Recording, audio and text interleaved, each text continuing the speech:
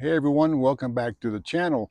I had a lot of questions and comments about my camp hosting job, and I just wanted on my last video, and I just kind of want to maybe um, emphasize that a few things again, and a few other things that we may be doing. But as I said in the first video, these are my own thoughts. These are not thoughts that come from the company, or they're not, backed by the company. These are my own thoughts, and so we'll go with that. I want to clarify one thing is I said that American Land and Leisure, which is the company I work for, you can find them on americanll.com if you're interested in looking for work for the summer. You can apply on there or just look around. But my first video I said they had campgrounds in 7 states. Well, I did some checking and they actually have campgrounds in 9 different states. It's like West Virginia and Kentucky have maybe one camping area each now, so that's kind of new. So you can find a variety of camping across the country there if you wanted to work at one of them. But yeah, this is we're going to go emphasize a little bit more on some things that the camp host does. We've already gone over the bathrooms cleaning and the cleaning out the fire pits and doing the reservations, et cetera, et cetera. So we're going to go expand a little bit more on a couple, not really big things, but we're going to go on those. But anyway, I want to say this: I've had really good luck with and experiences with all my campers so far. We're gonna close up in less than a month. Labor Day is our last day for camping here at this campground, so we'll be closing up in less than a month. But we've had good experiences with all my campers. I've had good experiences with all my day use people. The day use people are the ones that come in and they pay a fee to picnic and play in the water, boat, kayak, swim, sit on the beach, or just hang out. So I've had good luck with all of them. I've had no issue with anyone, which is probably not the norm for all the campgrounds. But we'll see what happens next year when I come back to do this again. But right now we've had good luck. And speaking of that, having good experiences, I want to say knock on wood. So yeah, good luck. Keep our fingers crossed everything goes good. And speaking of knocking on wood, we're going to go on to our next subject, which is going to be this. And here's what we do, knocking on wood. Campfires. We don't get this one lit. Like I said before, we're not an authority. We have no enforcement on certain things like um, we can't enforce fishing license. We can't enforce ATV rules of like if they're legal or not. We can't enforce. We're not a fire marshal. But certain things we can do, we can advise. And if somebody says, "Well, do I need a fishing license?" I'll just say like, "Well, the game warden has been here 4 times this summer, so it's up to you." But it's pretty easy when everybody's standing on the beach.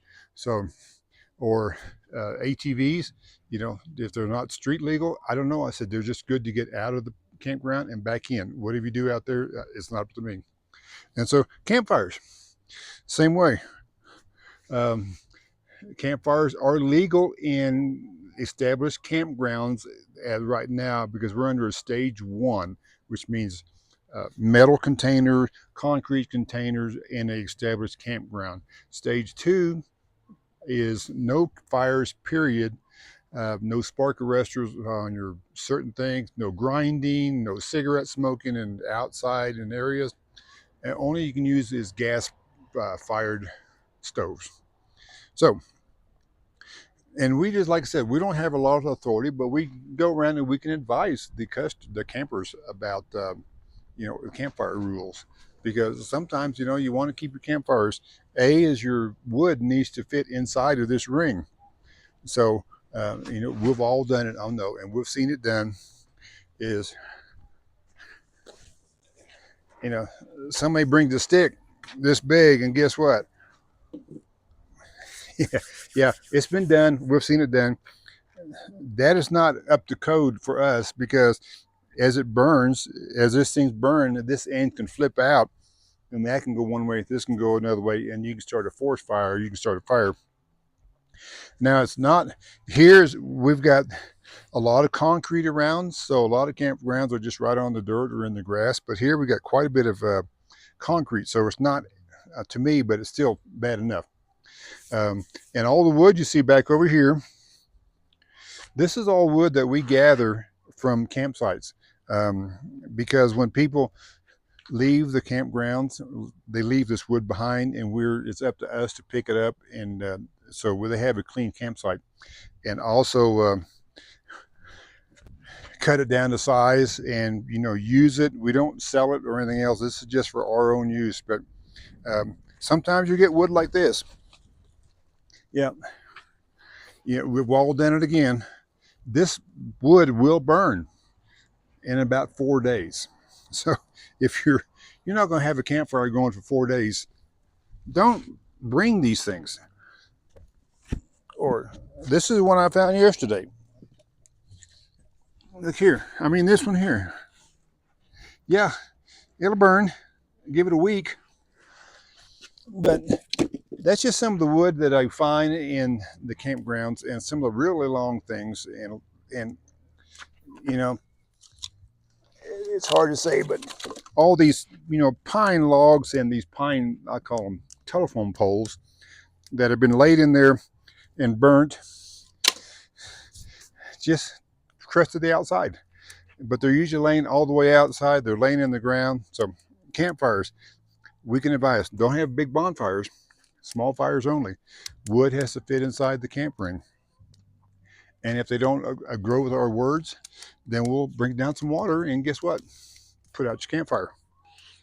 So, we got to make it safe, because we don't want these woods up here, once they go up in flames, they won't come back for many, many years.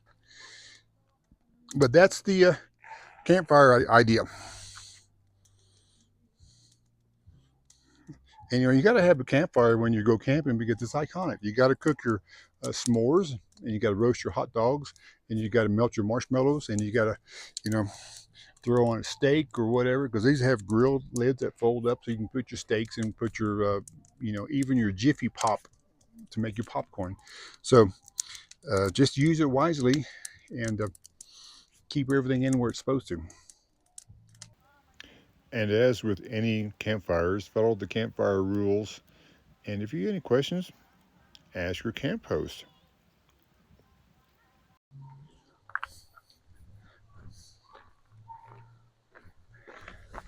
Another thing we do as camp hosts is logistics. We move people around. I do anyway. I move people around in my campground because, A, they're taking reservations for this nice campground that's not finished yet, and it looks like it may not be open this year. We'll see what happens, but if it does, I'll let you guys know. But so I might take reservations from here, and I got to move them down to the lower campground. So that means moving everybody around. I've only got 8 spots down there, and I've got 6 reservations now.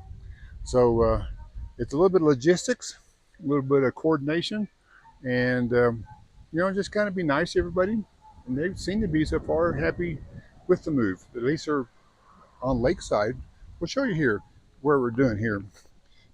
This is site 17, and behind this way is 18, 19, and 20. 18, oh, sorry, 16, 17, 18, and 19, which are all walk-in tent sites.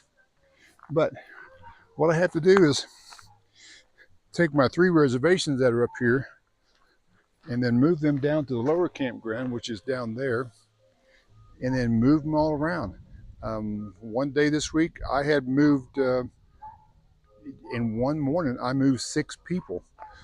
I had shuffled around 6 different people out of in out. When one left, somebody else came in. When somebody else left, somebody else came in and moved around, and it worked. It's a little bit stressful sometimes, especially when you get limited amount of camping area that you just can't, throw somebody in spot, because we had to squeeze them in and move them around. But at least down there they got a good view of the lake, and appears a really good view of the lake too. It's got more trees, as I said before. The upper loop, it's got more trees. Oh, it's got a big dog too. Look at there. He's tired again. Yep, there's a big Zen pup out for his walk. But yeah, little logistics. Another thing we do, as I do as a camp host, as I'm walking around the beach, because I have a beach on this lake, pick up micro trash. I just call it micro trash because it's usually like, you know, pop tops, different wrappers, you know, corners of chip bags or bread ties or all that little stuff that just builds up. Just go around and pick it up. I've been doing that since I've got here. I pick up a bunch every day. And on this beach, I pick up a lot of old glass that has been here for years.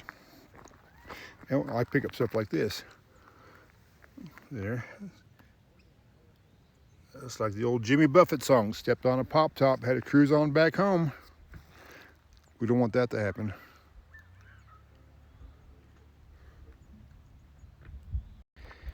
Another thing I find along this beach, I have a few times, arrowheads. This has been a pretty good arrowhead finding area. This is Paiutes and the Navajos were in this area, I think, generations ago, and I talked to several of the people, the construction guys especially. They found a bunch of arrowheads when they were redoing the campground up here. I found a couple. Pretty cool.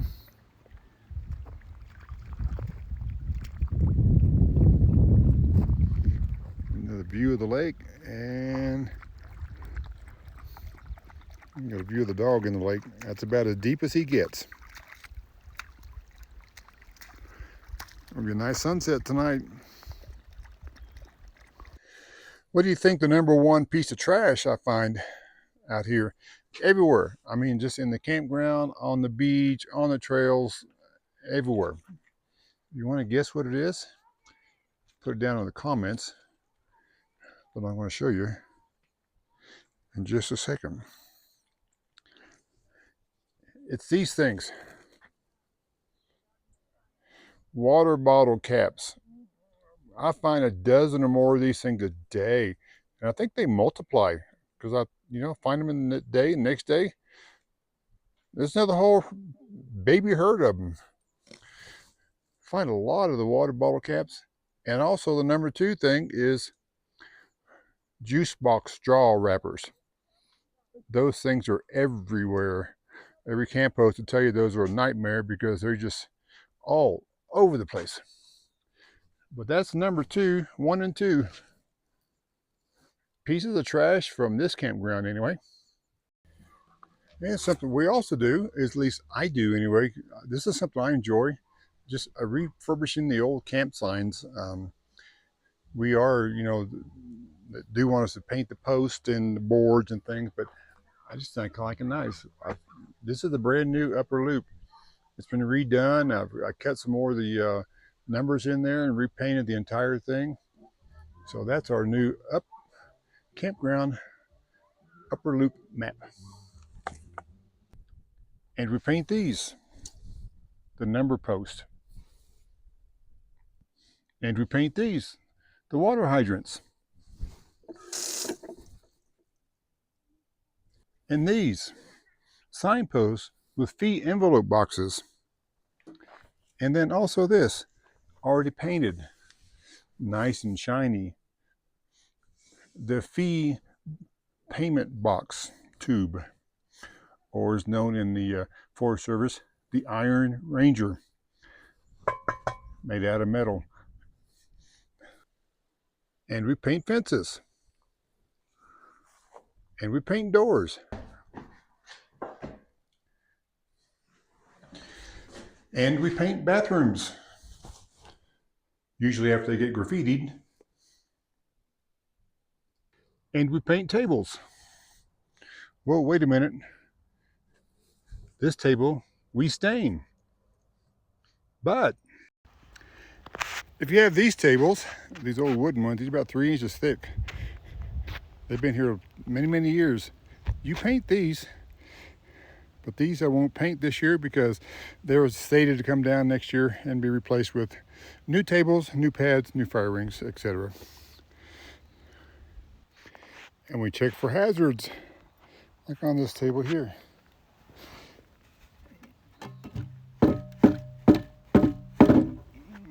Not good. We'll have to fix that one. And it's fixed. Just had to put a new lag bolt in it, but now it won't. Good and tight. Good and tight till they tear it down next year. And we paint gates and post. And I think if it doesn't move, we paint everything brown. Hope you enjoyed a little insight to camp host duties and more responsibilities, what a camp host does in the campground. So if you're interested in camp hosting, if you want to look for our company, AmericanLL.com, American Land and Leisure is the company. Just internet them, bring in the Google search and type it in and you'll find them. So we hope you enjoyed it. Like I said, we're going to leave it here in just a minute, but want everybody to kind of remember this or just something to think about. And as a camp host, you have to treat this like this is your home. It is your home. And this is your backyard. These are your friends and neighbors. So you need to have a quiet and calm and peaceful backyard. And at this time of night, it's like when you have small children and they go to bed. And you have that time of peace and quiet, solitude and comfort. Knowing that the sun is set and things are well in your backyard and as the day has come to an end.